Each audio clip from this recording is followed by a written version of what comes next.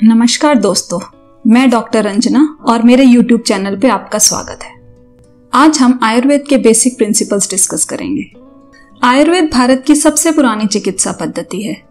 आयुर्वेद शब्द दो शब्दों से मिलकर बना है, आयु अर्थात जीवन, वेद अर्थात ज्ञान। तो आयुर्वेद का अर्थ है जीवन का ज्ञान। आयुर्वेद केवल एक चिकित्सा मात्र नहीं है, बल्कि जीने की एक कला है। इट मीन्स रोगों को शांत करने के अलावा यह एक हेल्दी इंडिविजुअल की हेल्थ को भी प्रोटेक्ट करता है। आयुर्वेद रोग के मूल कारण को शरीर से बाहर निकालता है। आयुर्वेद के बेसिक प्रिंसिपल्स को समझने के लिए सबसे पहले यह जानना जरूरी है कि हर एक इंडिविजुअल की एक डिफरेंट बॉडी कॉन्स्टिट्यूशन होती है। क्या आपने कभी सोचा है कि कुछ लोग छोटे, कुछ लंबे, कुछ पतले, कुछ मोटे, कुछ हाइपर एक्टिव और कुछ काम क्यों होते हैं? कुछ लोगों को ठंड पसंद होती है, कुछ को गर्मी, कुछ लोग खाली नहीं बैठ सकते और कुछ लोग सारा दिन बेड या काउच पर बिता देते हैं। इन सब प्रश्नों के उत्तर आयुर्वेद में अवेलेबल हैं और उन सब आंसर्स को जानने के लिए आयुर्वेद के 3 दोष यानी वात, पित्त, कफ को जानना जरूरी है। वात, पित्त, कफ आयुर्वेद के 3 पिलर्स हैं।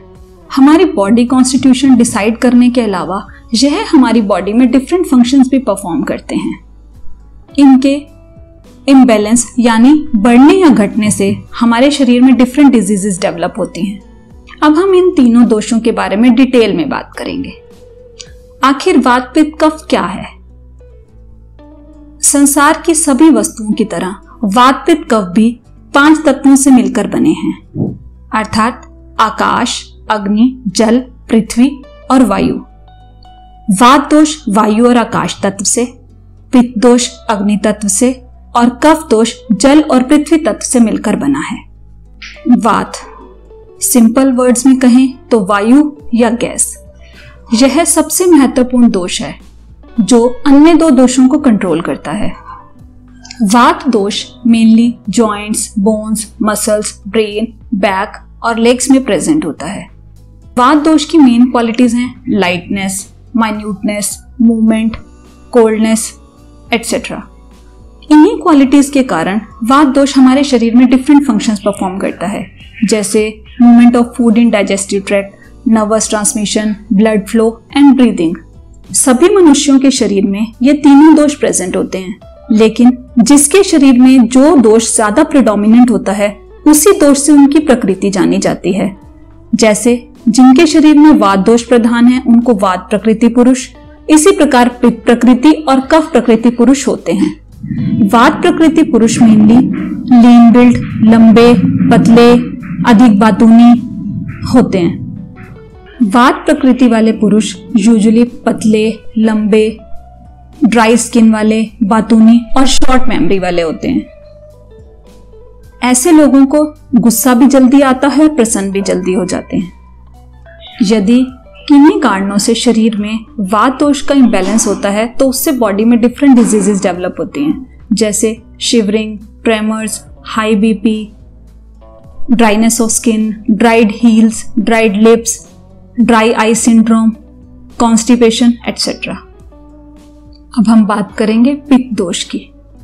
पित्त अर्थात गर्मी या बाइल। पित्त दोष मेनली हमारी बॉडी के मिडल पार्ट यानी heart, stomach, pancreas, liver, spleen और स्किन में प्रेजेंट होता है। पित्त दोष थोड़ा ऑयली, लाइट, हॉट और फ्लूइडिटी और लिक्विडिटी वाला होता है। अपने इन्हीं गुणों के कारण पित्त दोष हमारे शरीर में डिफरेंट फंक्शंस परफॉर्म करता है, जैसे मेटाबॉलिज्म यानी खाने के छोटे छोटे टुकड़े करके उनको पचाने में मदद करता है। इसके अलावा हमारी बॉडी का टेम्परेचर मेंटेन करता है और इसके अलावा भूख, प्यास, इंटेलिजेंस और हार्मोन सिक्रीशंस को भी कंट्रोल करता है। पित्त प्रकृति वाले लोग यूजुअली मध्यम आयु वाले, अधिक भूख प्यास वाले, अधिक गुस्से वाले और तिल मस्से वाले होते हैं। पित्त दोष के इम्बैलेंस से हमारी बॉडी में skin disorders, acidity, premature greying, hair fall जैसे रोग उत्पन्न होते हैं। अब हम बात करेंगे तीसरे दोष यानी कफ की। कफ दोष मेनली हमारी बॉडी के अपर पार्ट यानी नाक, कान, गला, लंग्स में प्रेजेंट होता है। कफ दोष की मेन क्वालिटीज हैं oily, heavy, cold, immobility and stability. इन्हीं क्वालिटीज के कारण कफ दोष हमारी बॉडी में डिफरेंट फंक्शंस परफॉर्म करता है। इन्हीं क्वालिटीज के कारण कफ प्रकृति वाले लोग यूजुअली गोरे, स्ट्रॉन्ग बिल्ड और कम भूख प्यास वाले होते हैं। कफ दोष हमारे शरीर की ग्रोथ और डेवलपमेंट में हेल्प करता है।